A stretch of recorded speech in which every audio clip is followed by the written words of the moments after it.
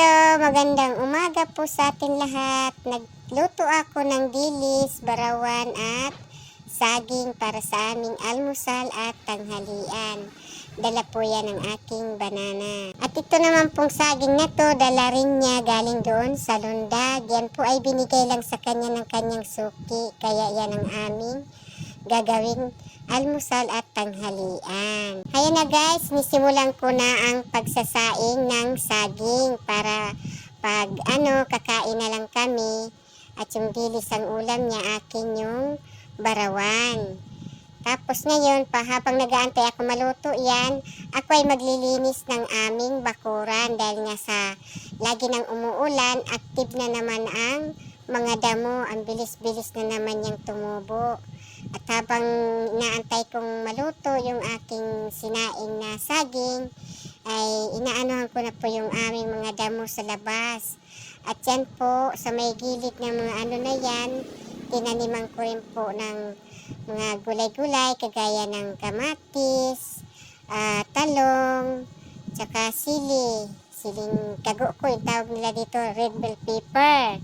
At habang yan, naglilinis ako niyan, pag natapos na ako dyan, kakain na kami mag-asawa kasi aalis na naman siya, pupunta na naman siya sa lundag. Ito talaga ang buhay probinsya. Habang tinatapos ko ang pagdadamo ko, ay dinadali-dalian ko yan kasi nga darating ng aking banana. Papakainin ko na yun siya. Ayaw kasi umaalis yun ng walang almusal. Kaya ayan, tapos na ako dyan. At iaano ko na yung aking saging. At ayan na nga po, luto ng ating saging, kaya magkakainan na tayo. Kasama na yung dyan, yung dilis, tsaka yung yan, at nabalatan ko na ang ating saging. Wow, kasarap naman talaga tingnan. Ang sarap-sarap talaga basta medyo hinog na.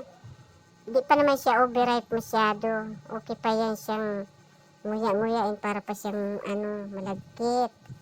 Ayan, napakasarap niyan. Ipares dito sa paksiw na dilis. Ayan. At yan ang ulam niya. At ito naman ang akin.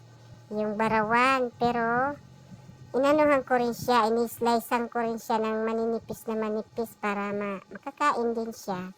Kawawa din naman. Siyempre, basta si banana, ating yan. Alagaan niya maigi. Dahil yan po ay yan ang nagtatrabaho. Kaya yung isa niyan, kalahati dyan, naubos niya yan. Niya, parang slice ko lang na maliliit para may makain naman siya.